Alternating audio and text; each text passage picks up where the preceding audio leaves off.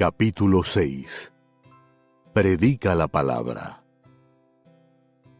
El evangelio del cual yo fui constituido predicador, apóstol y maestro, por lo cual asimismo padezco esto, pero no me avergüenzo, porque yo sé a quién he creído.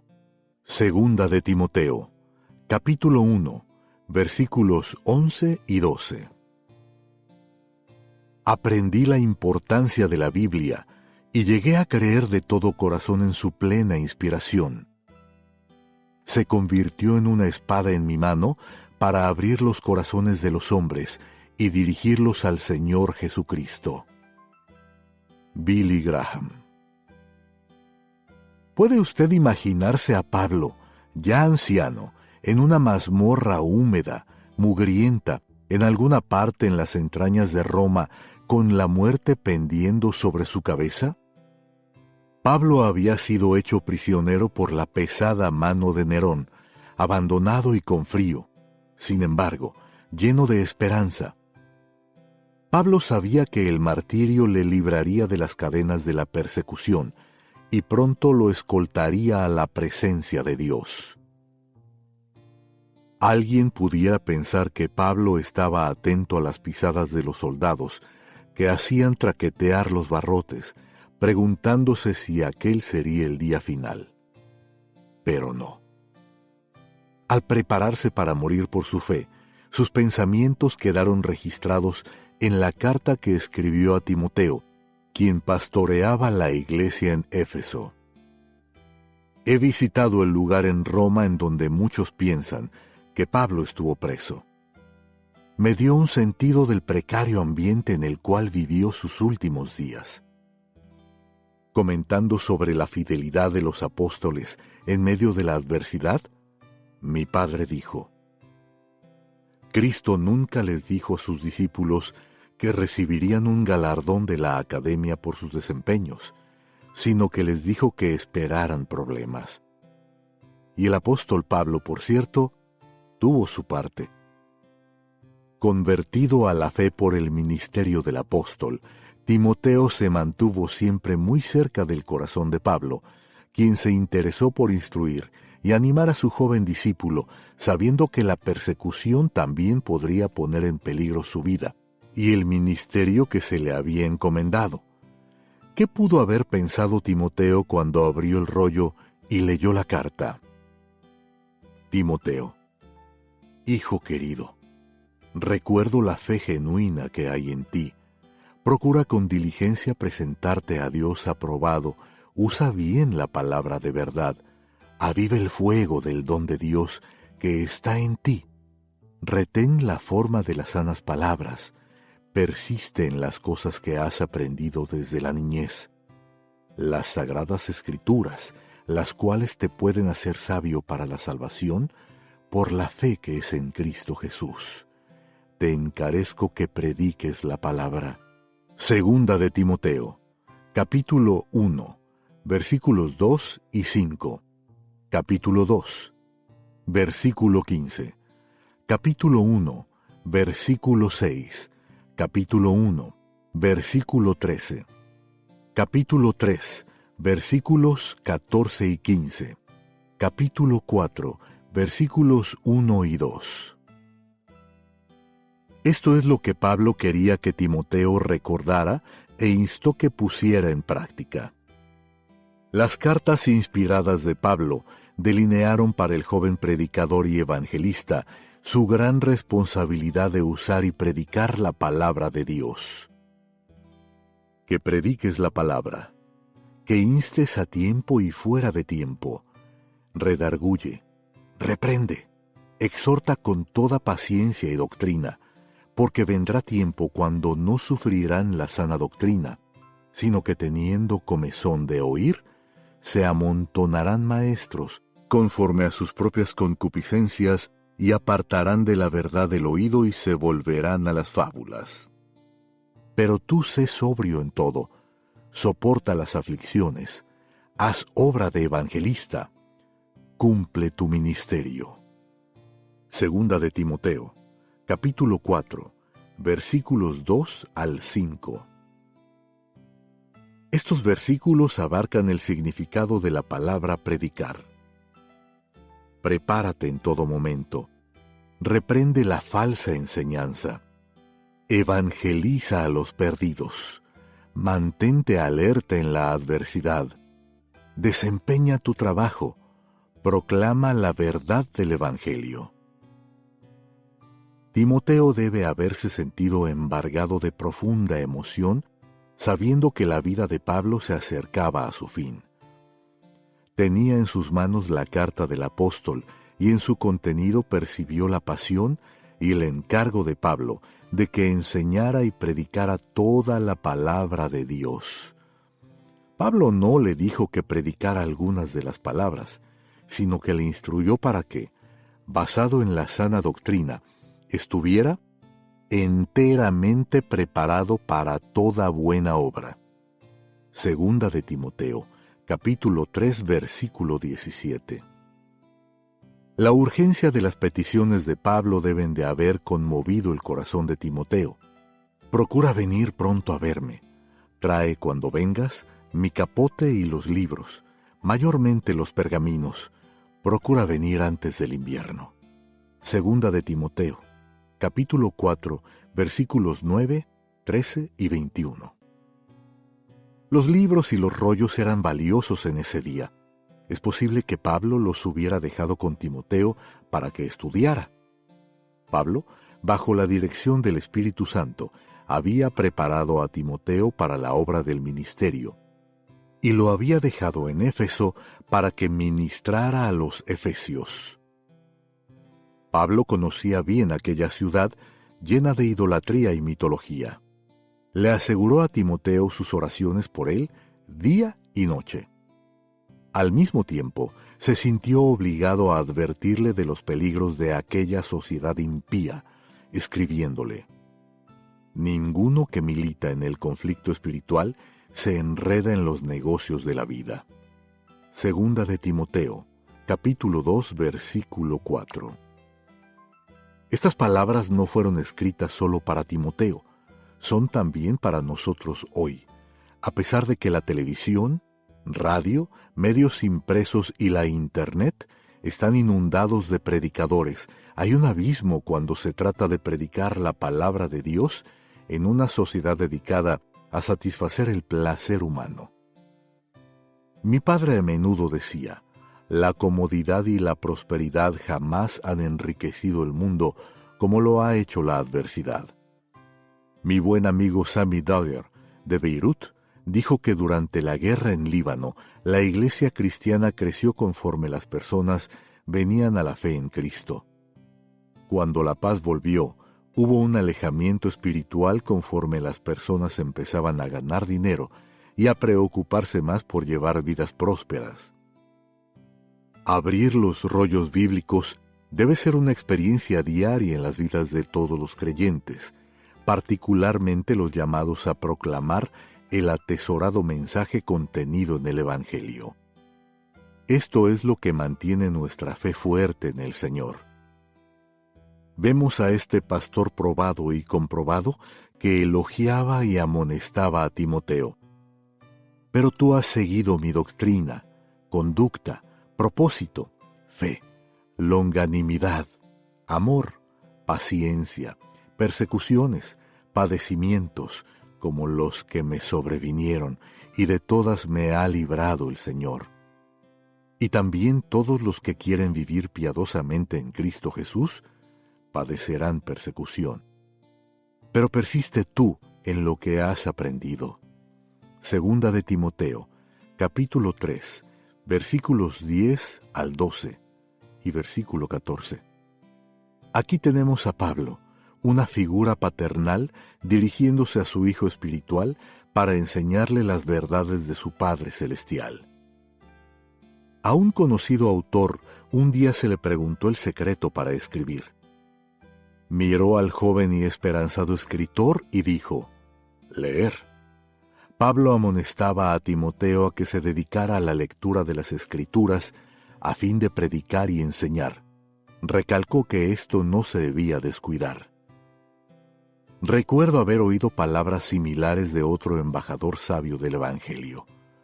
Yo había recibido buena instrucción desde la niñez y muchos consejos de muchos grandes predicadores, como el elocuente Dr. John Wesley White, por largo tiempo asociado de mi padre y que me había servido de mentor y me animaba a predicar.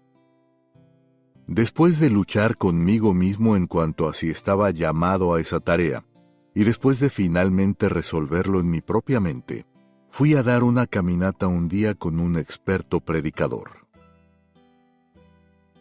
Predícala. Papá, ¿qué es lo más importante que puedo aprender en cuanto a predicar?, le pregunté. Él se detuvo en el sendero en el bosque debajo de la casa por donde habíamos estado caminando. Sus ojos penetraron en los míos y sin vacilación dijo: Hijo, el mejor consejo que puedo darte es que prediques. La única manera en que puedes aprender a predicar es predicando. Aprovecha toda oportunidad para predicar y asegúrate de predicar siempre la palabra de Dios. Ya no me es posible disfrutar de caminatas con mi padre, pero sus palabras resuenan en mis oídos. Utiliza esta herramienta de comunicación por la que Dios nos habla, es decir, la Biblia. Léela, estúdiala, memorízala. Cambiará toda tu vida. Es diferente a todo otro libro. Es un libro vivo que se abre paso a tu corazón, mente y alma. Léela, luego, predícala. Hubo una vez un predicador a quien se le preguntó cómo preparaba sus sermones. Su respuesta fue: leo hasta llenarme, pienso hasta aclararme, oro hasta calentarme, y después dejo que salga. No hay duda de que a través de los siglos, Dios ha calzado a hombres con el apresto del Evangelio de la paz, y ellos se han convertido en faros de la luz del Evangelio. Me siento privilegiado por haberme criado en el hogar de uno de tales hombres. Al seguir la instrucción de mi padre, me siento a la vez convicto e inspirado para leer en cuanto a predicadores cuyos ministerios han quedado documentados en las Escrituras. Y aquel a quien fuere mi palabra, cuente mi palabra verdadera. Jeremías, capítulo 23, versículo 28. Los predicadores por lo general tienen mentores, otros que han marchado antes que ellos.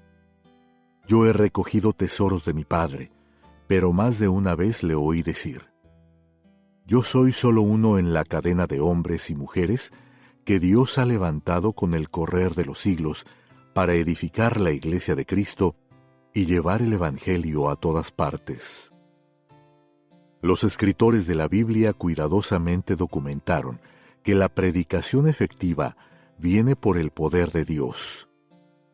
Vez tras vez, los apóstoles del Nuevo Testamento se identificaron con los profetas del Antiguo Testamento. Noé, constructor del arca convertido en agricultor, fue predicador de justicia. Como Pedro nos dice en 2 de Pedro, capítulo 2, versículo 5. Por unos 120 años, Noé predicó arrepentimiento, pero el pueblo se rebeló. Me pregunto cuántos predicadores seguirán proclamando fielmente la palabra de Dios cuando por décadas no se ven los resultados. El mundo entero, excepto 8 personas, pereció en el terrible diluvio. Cuando la palabra de Dios se proclama, los resultados pertenecen al Señor y no al predicador. Esdras, escriba del Antiguo Testamento, se puso de pie ante el pueblo de Israel y leyó con claridad el libro desde la mañana hasta el mediodía.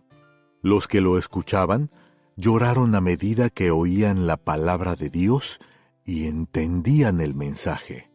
Nehemías, capítulo 8, versículos 3 al 9. ¿Qué sucedería hoy si el pueblo de Dios se deleitara en oír la palabra de Dios leída públicamente por horas? posiblemente saldríamos nosotros como lo hicieron los israelitas del tiempo de Esdras, para hacer lo que esa palabra les decía que hicieran. El resultado: Dios fue recordado en esa generación. Salomón, rey e hijo de rey, se llamó a sí mismo predicador que trató de hallar palabras de verdad para impartir el reino. Eclesiastés, capítulo 12, versículo 10. Muchos predicadores motivadores en la actualidad no usarían Eclesiastés como su libro de texto porque el veredicto final es que todo es vanidad debajo del sol. El discurso eclesiástico de Salomón hace el contraste entre la razón humana y la sabiduría de Dios y demuestra que el intelecto y la capacidad humana son necedad aparte de Dios.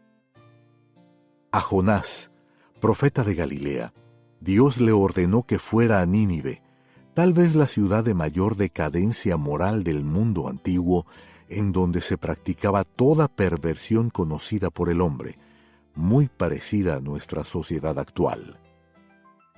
Al principio, Jonás se negó, huyó de Dios. Él quería que Dios castigara a los de Nínive, la actual Mosul en Irak.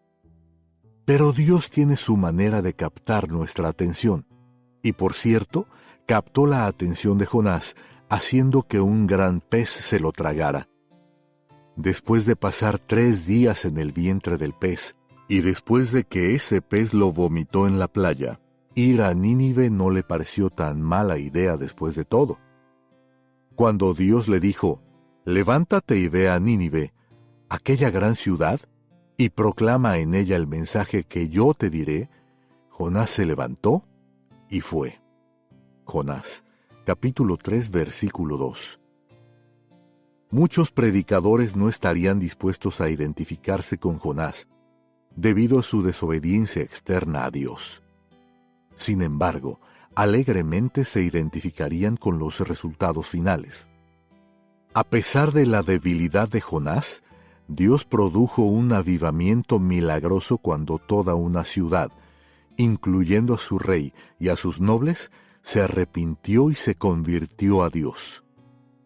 Los resultados le pertenecen al Señor. A Felipe, un discípulo y el único en la Escritura a quien se le llama evangelista. Hechos, capítulo 21, versículo 8. Un ángel del Señor le instruyó que fuera hacia Gaza. Entonces él se levantó y fue. Hechos, capítulo 8, versículo 27. Encontró a un eunuco etíope de gran autoridad, sentado en su carro y leyendo Isaías. Capítulo 57, versículos 7 y 8. Pasaje que ha confundido a los eruditos judíos. ¿Entiendes lo que lees?, le preguntó Felipe. El eunuco dijo, ¿cómo podré, si alguno no me enseñare? Hechos, capítulo 8, versículos 30 al 31. Entonces Felipe abrió su boca y empezó a predicarle a Jesús, partiendo del libro, y el eunuco creyó. Versículos 35 al 37. Debido a que Felipe estaba preparado a tiempo y fuera de tiempo, y fue obediente al llamado de Dios, tuvo la bendición de conducir a Cristo a este hombre influyente. El resultado es del Señor. Pablo, exfariseo convertido en fabricante de tiendas, fue hecho predicador por el predicador por excelencia, Jesucristo, quien dijo, «Instrumento escogido me es este, para llevar mi nombre en presencia de los gentiles, y de reyes, y de los hijos de Israel». Hechos, capítulo 9, versículo 15. De inmediato Pablo empezó a predicar que Jesús es el Hijo de Dios. Hechos, capítulo 9, versículo 20. Habló con intrepidez y predicó sin temor en el nombre del Señor. Jesús le dijo a Pablo en el camino a Damasco, «A quienes ahora te envío, para que abras sus ojos, para que se conviertan de las tinieblas a la luz, y de la potestad de Satanás a Dios. Hechos, capítulo 26, versículos 17 y 18. Pablo predicó uno de sus grandes sermones en Antioquía, una de las principales ciudades de Asia Menor.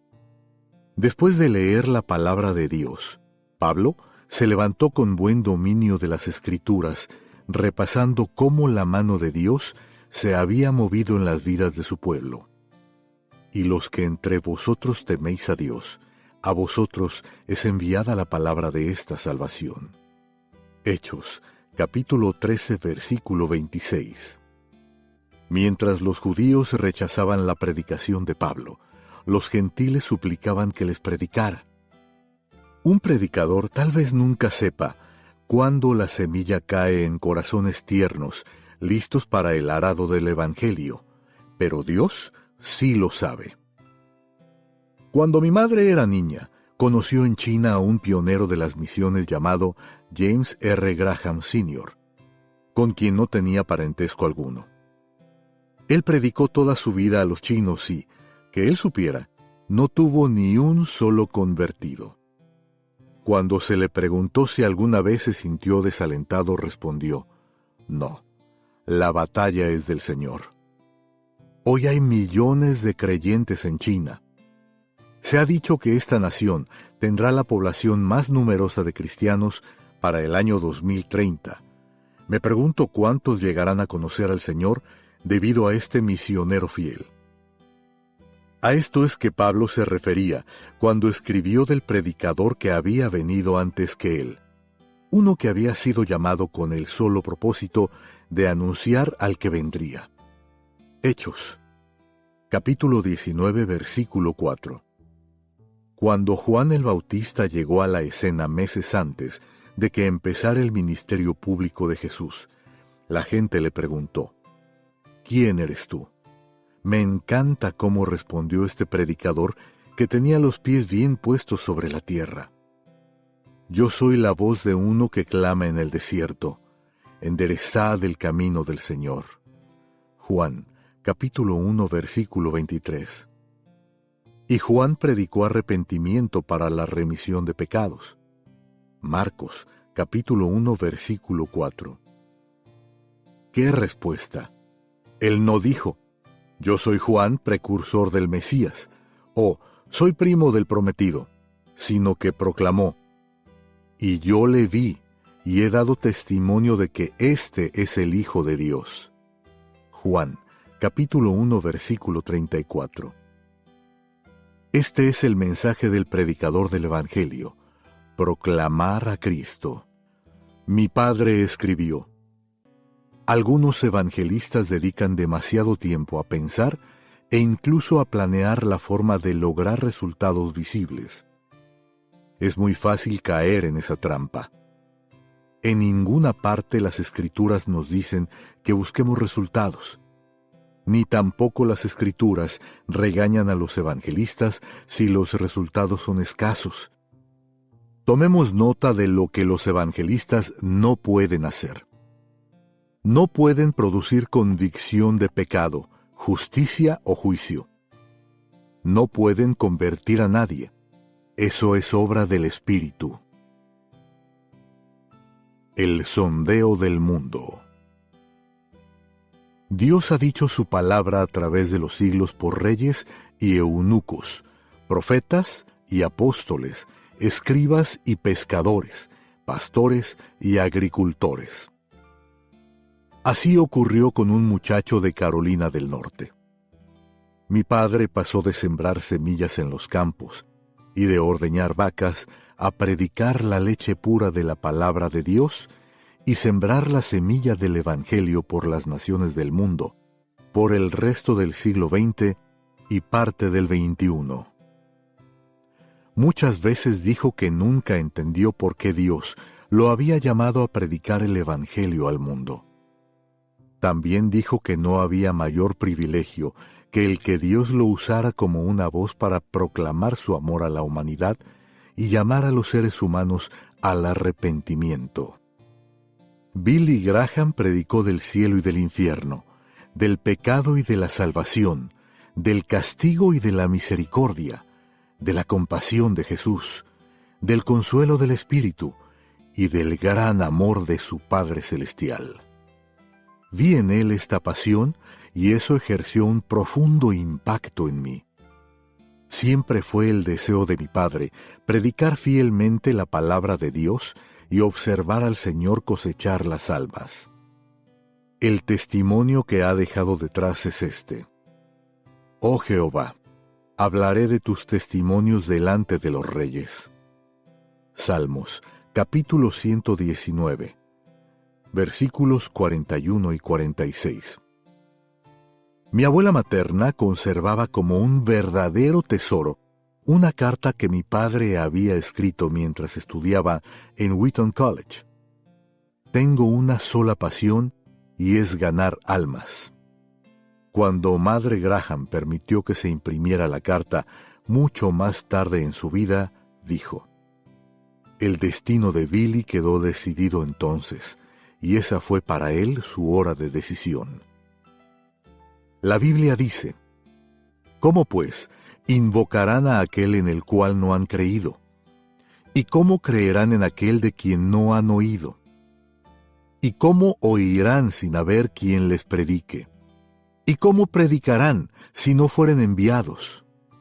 Como está escrito: cuán hermosos son los pies de los que anuncian la paz, de los que anuncian buenas nuevas. Romanos, capítulo 10, versículos 14 y 15. Este pasaje me lleva a la escena en el aposento alto, cuando Jesús echó agua en una palangana y lavó los pies a sus discípulos horas antes de ser crucificado. Juan, capítulo 13, versículo 5. Con esa acción no solo estaba sirviéndoles, sino que también estaba ungiendo aquellos hermosos pies que llevarían las buenas noticias del Salvador que pronto resucitaría. Jesucristo es predicador, profeta, rey, labrador, el buen pastor y rey sobre todos los demás. En el camino a Emaús, después de su resurrección, él anduvo y habló con 2 discípulos, declarándoles todo lo que las Escrituras, empezando desde Moisés y los profetas, decían en cuanto a él. Lucas, capítulo 4, versículo 27. Y cuando hubo cumplido las Escrituras, comisionó a sus seguidores para que predicaran el Evangelio a toda criatura. Marcos, capítulo 16, versículo 15. Que hicieran discípulos a todas las naciones, que les enseñaran a guardar todas las cosas que él ha ordenado. Mateo, capítulo 28, versículos 19 y 20. Y que sean testigos de él hasta lo último de la tierra. Hechos, capítulo 1, versículo 8. Les abrió el entendimiento para que pudieran comprender las Escrituras, diciendo: que se predicase en su nombre el arrepentimiento y el perdón de pecados. Lucas, capítulo 24, versículo 47. Y los sacó fuera hasta Betania, y las mismas manos que habían lavado sus pies en la Pascua, ahora las alzó, y bendiciéndolos, se separó de ellos, y fue llevado arriba al cielo. Lucas, capítulo 24, versículos 50 y 51. Cuando estoy sentado en la cabina de mando de un aeroplano, a menudo me pregunto, ¿cómo habrá sido para los discípulos ese día observar al Señor crucificado y resucitado ascender? Hay ocasiones en que quisiera poder enfilar la nariz del avión hacia arriba, más allá de la última capa de nubes, hacia las puertas de la gloria. Es un sueño de todo aviador, por supuesto, ir más allá de las estrellas. Algún día lo haré. Por ahora, el plan de Dios para mí es que ande en su presencia en la tierra y lleve adelante la obra que Él pone en mi camino, predicar y proclamar el Evangelio. En esencia, la más grande maestra para predicar la palabra de Dios es la palabra de Dios. Cuando Jesús partió, les dio a sus seguidores la iglesia cristiana, una asignación que para completarla les llevaría desde su ascensión hasta su retorno. Para todos los que toman en serio la gran comisión, consideren esta palabra. Y el Señor fue recibido arriba en el cielo, y se sentó a la diestra de Dios. Y ellos, los discípulos, saliendo, predicaron en todas partes, ayudándoles el Señor y confirmando la palabra. Marcos, capítulo 16, versículos 19 y 20. Hay que predicar la palabra de Dios con confianza intrépida, con resolución sin titubeo y con amor santo. Él está obrando con nosotros y confirmando su palabra en nosotros. Si la palabra de Dios no está en el centro de nuestro trabajo, podemos estar seguros de que Él no está dando poder a nuestra actividad. Salvación en la ciudad de Dios. Roy Gustafson fue una parte importante de mi vida desde mi adolescencia. Viajé con él antes de entregarle mi vida a Jesucristo. En 1974, estábamos en un viaje por la Tierra Santa, alojados en Jerusalén, en el Monte de los Olivos, no lejos de donde Jesús murió y ascendió 2000 años antes. Yo había llegado a sentirme muy miserable por mi pecado. Una noche, me puse de rodillas en mi habitación en el hotel desde donde se veía el Valle del Cedrón y la Puerta Oriental, y confesé mi pecado y le pedí a Dios que me perdonara. Esa noche le entregué mi vida al Salvador.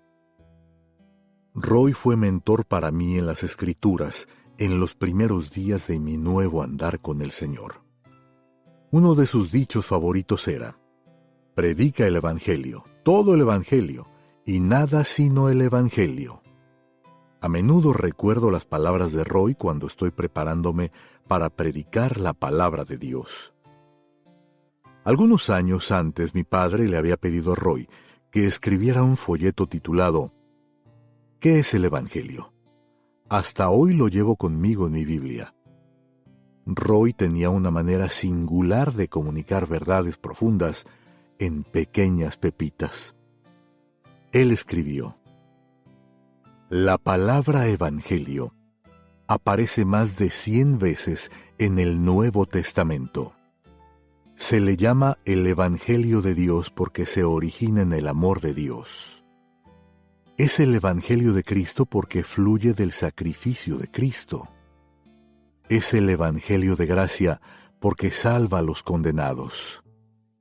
Se le llama el Evangelio de gloria porque en un sentido real hemos cambiado al Cristo de Galilea por el Cristo de gloria. Se le llama el Evangelio de nuestra salvación porque es el poder de Dios para todo el que cree. Se le llama el Evangelio de paz porque por Cristo hace la paz entre el pecador y Dios.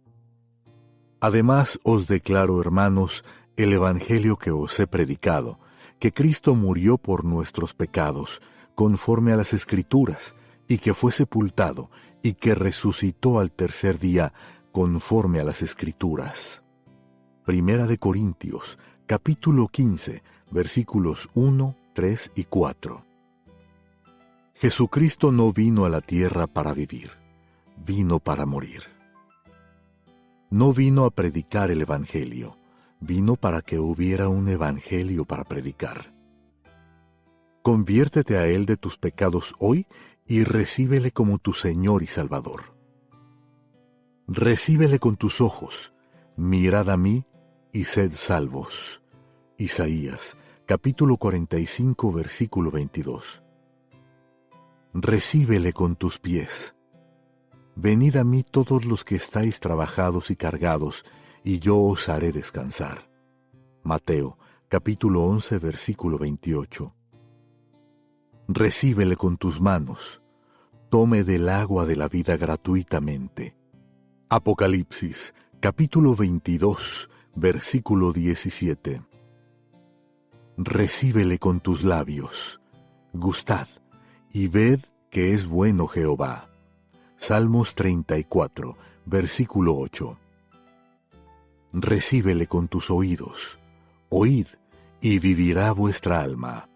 Isaías, capítulo 55, versículo 3. Recíbele con tu voluntad. Escogeos hoy a quien sirváis. Josué, capítulo 24, versículo 15. Recíbele con tu corazón. Fíate de Jehová de todo tu corazón. Proverbios, capítulo 3, versículo 5. Agradezco a mi Dios que mi padre le pidió a Roy que me acompañara en un momento crucial en mi juventud, y agradezco a las hijas de Roy, Enid, Sonia y Donnie, por compartir su extraordinario padre conmigo. Evangelización a todas las criaturas de Dios. Mi padre y Roy se conocieron mientras asistían al Instituto Bíblico Florida. No lejos del plantel, los dos a menudo realizaban reuniones improvisadas, parándose en una concurrida esquina. Roy tocaba su trompeta para atraer a una multitud y mi padre daba un sermoncito breve, muy breve a los que pasaban. Pronto su alma ardía por los perdidos. A menudo le escribía a su madre y, como las madres suelen hacer, ella guardaba cada carta. Madre, empezaba, pienso que el Señor me está llamando al ministerio, y si lo hace, será en el campo de la evangelización. De acuerdo con Madre Graham, no pasó mucho tiempo antes de que mi padre empezara a recibir invitaciones para predicar en las comunidades cercanas. Practicaba sus sermones durante la semana en el campo de golf, imaginándose que los árboles eran personas. Cuando subía la voz, las ardillas corrían a esconderse entre los matorrales. Estoy seguro de que la predicación de mi padre jamás persuadió a alguna ardilla que se arrepintiera, pero toda la gloria sea para el Señor Jesús por los millones que han oído el mensaje del Evangelio y han recibido la salvación de aquel que murió en lugar nuestro. Pocos meses más tarde, mi padre volvió a escribir. Dediqué de nuevo mi vida al Señor Jesucristo anoche bajo las estrellas, madre, y he estado en lágrimas por semanas, bajo la convicción por mi indiferencia pasada. Quiero pedirte a ti y a papá perdón, porque Dios ya me ha perdonado. Hasta el día en que mi padre murió, nunca pudo dejar que hubiera algo malo en su vida sin corregirlo, primero con Dios y luego con otros. Aprendí de él que el pecado no confesado en el corazón del creyente estorba su andar, su hablar y su servicio a Dios, pero cuando se lo resuelve con Dios, Dios restaura el gozo y la comunión. Mis padres me enseñaron que en tanto que Dios perdona nuestro pecado, con todo batallamos con nuestras naturalezas humanas. Mi padre era más introspectivo que mi madre. Ella veía la vida de manera práctica y decía en son de broma que los hijos de Dios estaban en construcción desde la cuna a la tumba. De hecho, años antes, insistía con un guiño que cuando muriera, su epitafio debía decir: fin de la construcción. Gracias por su paciencia. Y para sorpresa de muchos, eso es exactamente lo que verán al visitar las tumbas de mis padres en la biblioteca Billy Graham. Mi padre, sin embargo, era más sombrío. Con frecuencia pensaba en su muerte cuando su salud empezó a quebrantarse. Cuando en 2001 le diagnosticaron compresión normal hidrocéfala, sus médicos en la clínica Mayo tomaron la decisión de insertarle en el cerebro una derivación para aliviar la presión. Él había postergado aquel procedimiento todo lo que pudo, pero finalmente, aunque renuente, consintió en la operación. La noche antes de la cirugía, él reflexionaba e incluso estaba un poco agitado. Lo que sea que pasara en su pensamiento es algo entre él y el Señor. Días después de la cirugía exitosa, habló de su intranquilidad de espíritu. Con voz débil dijo: antes de la cirugía no pensaba que lograría salir con vida. Sabía que iba a morir. Nunca dudé de estar listo para encontrarme con el Señor, pero cuando me imaginaba que comparecería ante Él, sabía que había cosas que necesitaba resolver. La noche antes de la cirugía, casi no pudo dormir por las cosas que tenía que arreglar con Dios. ¿Qué cosas? Solo el Padre Celestial lo sabe. Pero lo que yo sí sé es que mi Padre había resuelto el destino de su alma por la eternidad con el Señor en 1934, cuando recorrió el pasillo de aserrín en un tabernáculo de madera de pino en Charlotte, Carolina del Norte. En aquel momento le rindió su vida a aquel que cambia nuestras cargas por sus bendiciones. Aprendí mucho observando a mi padre en vida y mucho más en sus años de ocaso. Él nunca terminó de arreglar las cosas con el Señor y con otros. Cuando el Señor le llevó de este mundo, mi padre dejó las derivaciones, los bastones y los amplificadores auriculares. Ahora descansa en la paz de Dios, esperando que Cristo abra la tierra de par en par, recoja a la esposa de Cristo en el aire y lleve a los hijos de Dios eternamente a casa. Mis abuelos vivieron lo suficiente para ver a mi padre predicar por todo el mundo.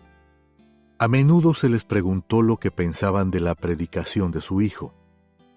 Ellos respondían: Billy toma la Biblia y la predica con sencillez, con claridad y urgencia. No tiene ninguna magia ni apela a las emociones. Su convicción indivisible confirma que conoce el camino correcto de vida, que Cristo debe derribar el mal que trata de destruir al mundo. Billy Frank martilla los hechos que lee en la Biblia abierta en su mano y que él pide que su público lea de nuevo y de nuevo de sus Biblias.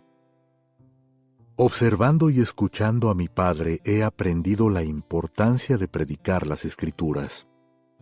Él a menudo decía: he usado de 25 a 100 pasajes de las Escrituras en cada sermón, y he aprendido que el hombre moderno se rinde al impacto de la palabra de Dios. Cuando predicamos o enseñamos las Escrituras, abrimos la puerta para que el Espíritu Santo haga su obra. Dios no ha prometido bendecir la oratoria o la predicación ingeniosa. Él ha prometido bendecir su palabra. En mi propia predicación, he tratado de aplicar una observación sabia de los años de predicación de mi padre. Él dijo muchas veces: cuando se presenta el Evangelio de Jesucristo con autoridad, citando de la misma palabra de Dios, Él toma ese mensaje y lo inserta sobrenaturalmente en el corazón humano. He visto esto suceder en reuniones por todo el mundo. La palabra de Dios señala a aquel a quien predicamos, y el Espíritu de Dios lo hace penetrar en el alma vacía. El reto Moody. Hallo fascinantes las experiencias de los que han ido antes que nosotros. El ministerio de mi padre fue influenciado por el del Dr. Dwight L. Moody y el de Billy Sunday, de modo que imitó muchas cosas de sus ministerios. Hace años, el reverendo J. Wilbur Chapman, asociado de Dwight L. Moody, escribió acerca de una conversación entre Harry Moorhouse, el lector de la Biblia en inglés, y el Dr. Moody. Debo decir que el Dr. Moorhouse demostró tener agallas para decirle al Dr. Moody lo que le dijo. Gracias a Dios por los que están dispuestos a poner en juego aquello en lo que se ganan la vida y hablar la verdad, en amor, aun cuando puedan aguijonear al oyente. Moorhouse le dijo: si dejaras de predicar tus propias palabras y predicaras la palabra de Dios, te convertirías en un gran poder para el bien.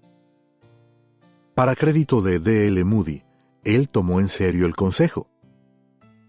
El reverendo Chapman, que había empleado a Billy Sunday en su adolescencia, escribió: esta profecía hizo una profunda impresión en la mente del señor Moody, y desde ese día se dedicó a estudiar la Biblia como nunca antes lo había hecho.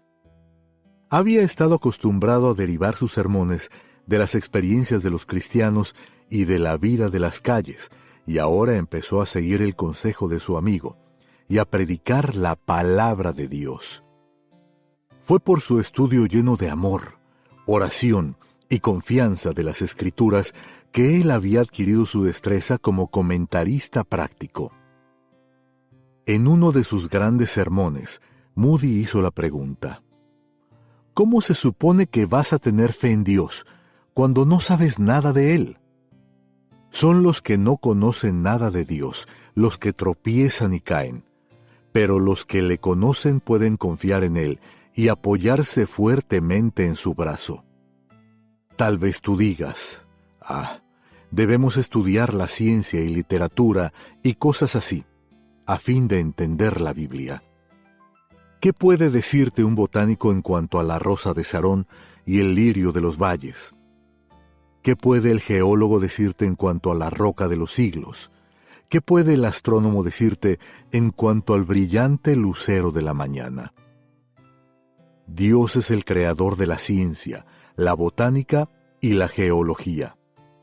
Cuán ricas y llenas son las escrituras que expresan su creación. Él levantó las montañas para protección, alisó las llanuras para alimentos, llenó los ríos de agua, puso el alma en el hombre y luego fue colgado en una cruz rústica. Cuando Jesús llevó nuestro pecado, Dios le levantó de la tumba para proveer para sus hijos un hogar en el cielo, el pan y agua de vida eterna, y su palabra de amor eterno que se halla en las Escrituras. Cuán ilimitados son sus temas, sus estudios, sus sermones, sus advertencias, sus sanidades, sus bendiciones y sus promesas que se hallan en el Señor Jesucristo. La riqueza de la sabiduría contenida en la biblioteca sagrada es inagotable.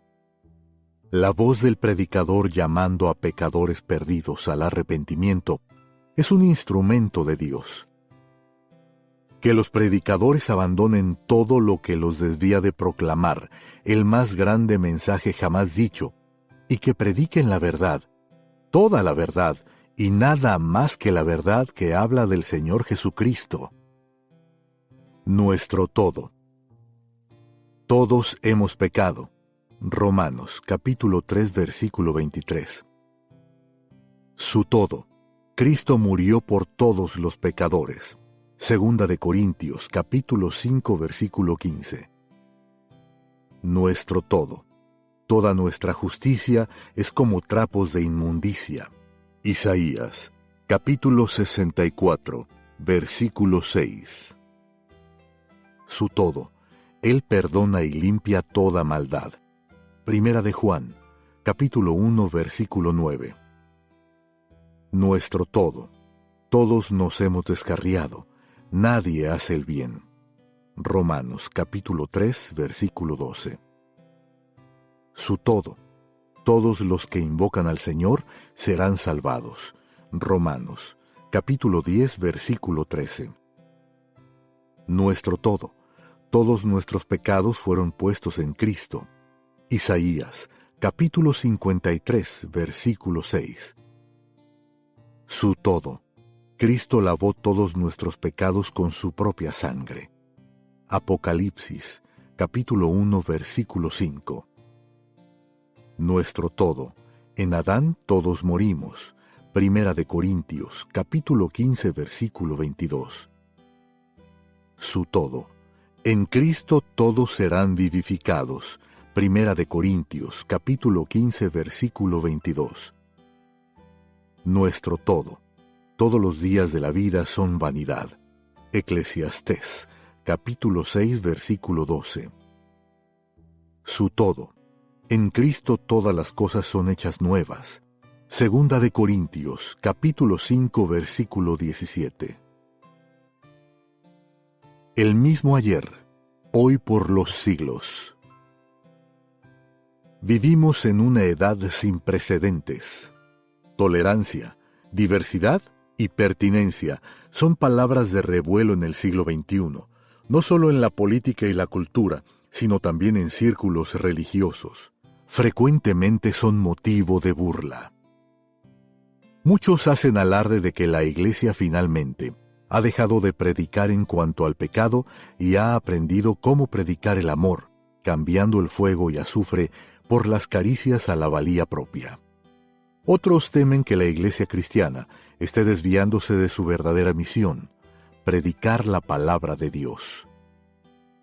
Muchos predican que Jesucristo es el mismo ayer, hoy y por los siglos, pero quieren alterar su mensaje para que encaje en la cultura popular siempre cambiante. La misión de la Iglesia es ganar almas para el reino y ayudar a los seguidores a madurar en la fe.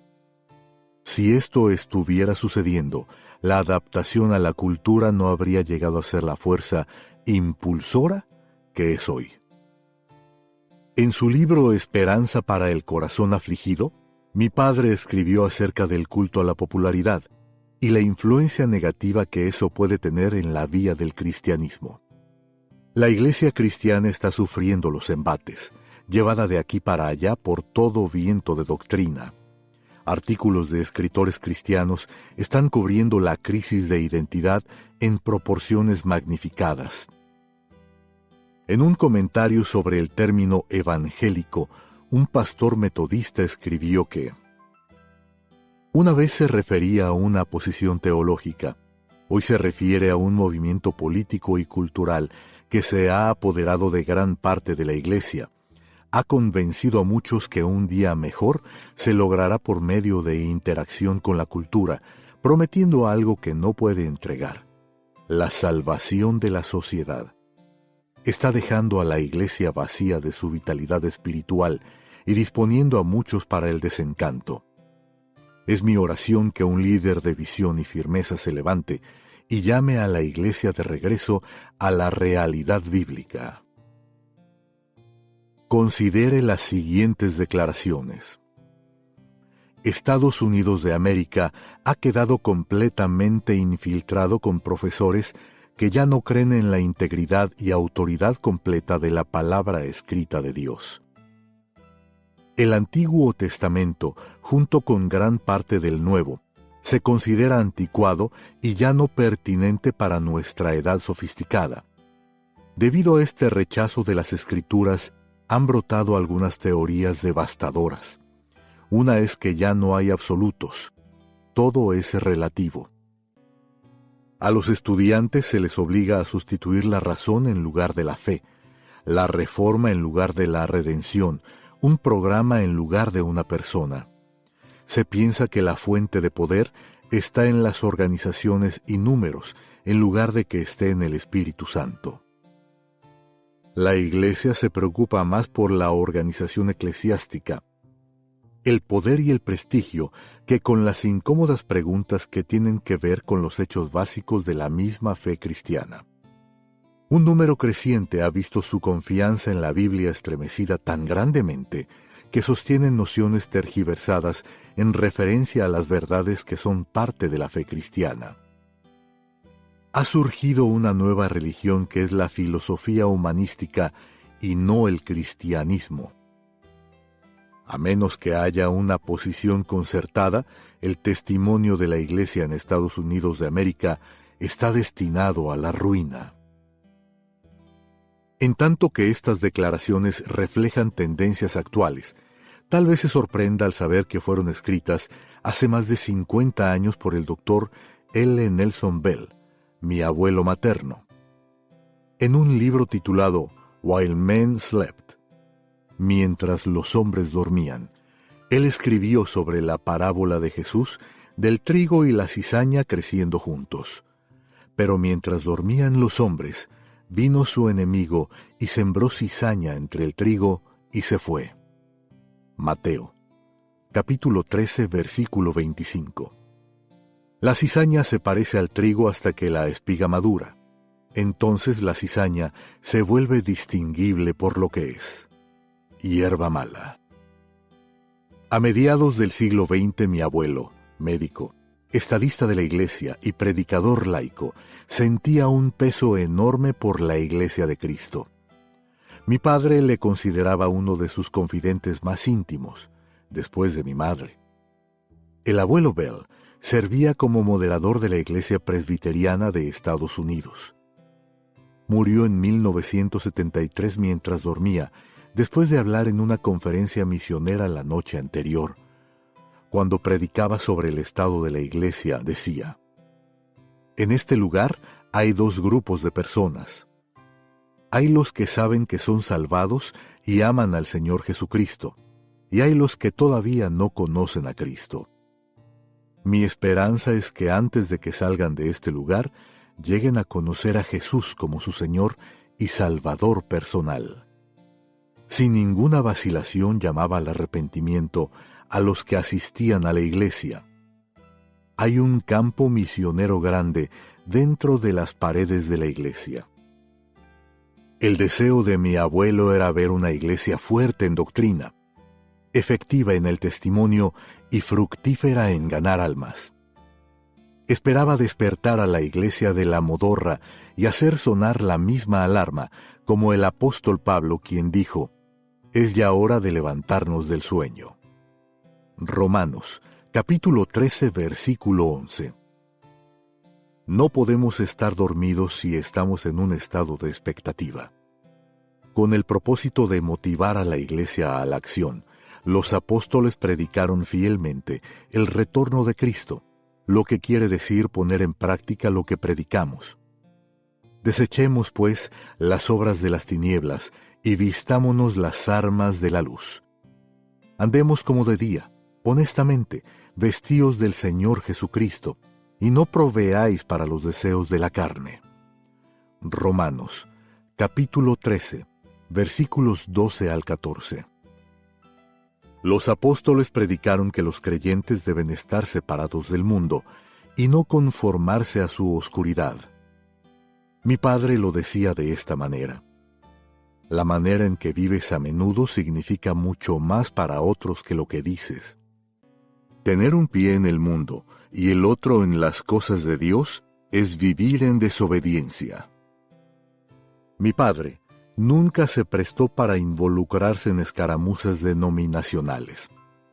Sin embargo, cuando se trataba del cuerpo de Cristo, no esquivaba nada, ni trataba de esquivar asuntos que traveseaban con la autenticidad de la relación personal más preciosa puesta en lugar por Jesucristo, su iglesia.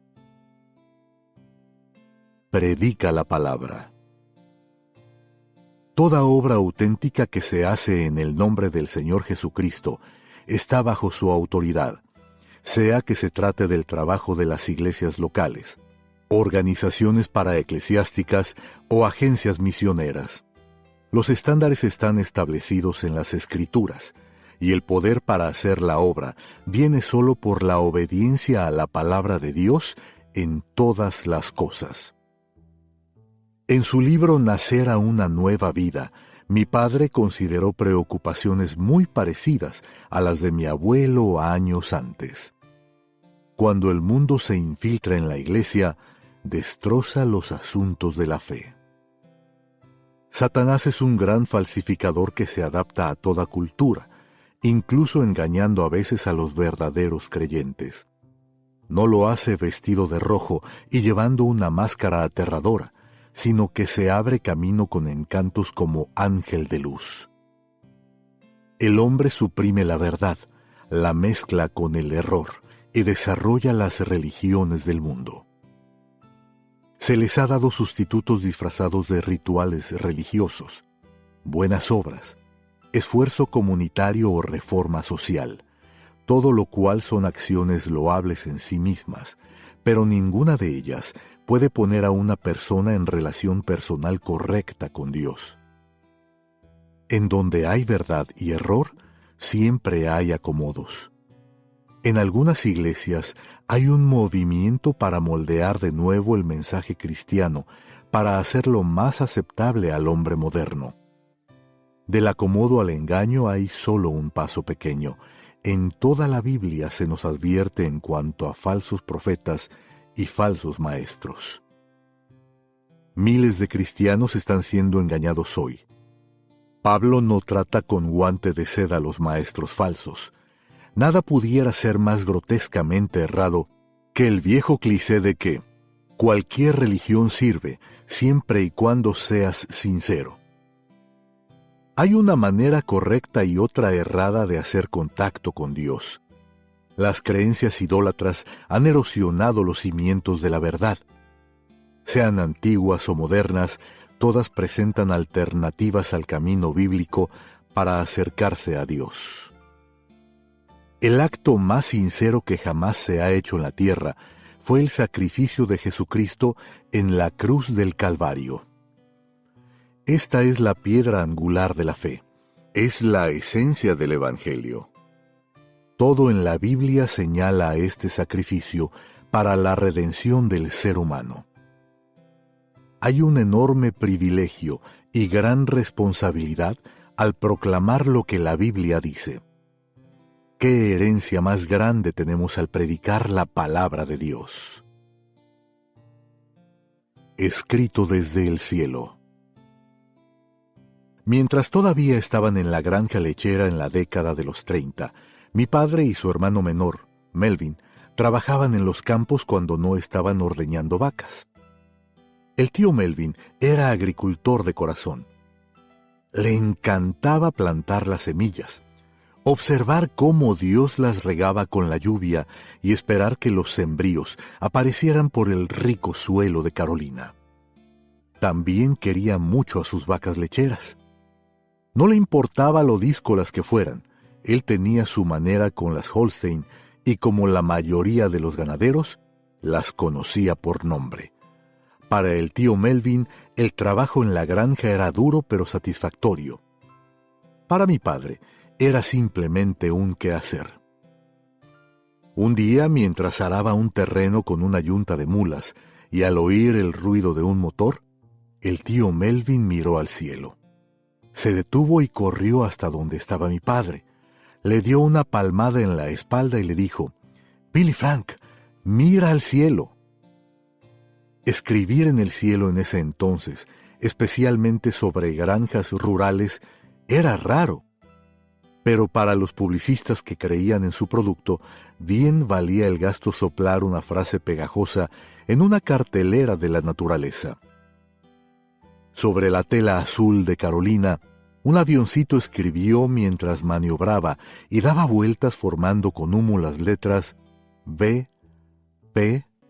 Casi puedo ver mentalmente a dos muchachos campesinos limpiándose el sudor de sus frentes mientras observaban la última letra que se formaba. B, P, P. «Melvin», gritó mi padre, señalando hacia arriba como para deletrear las palabras. «Eso quiere decir, ve y predica la palabra».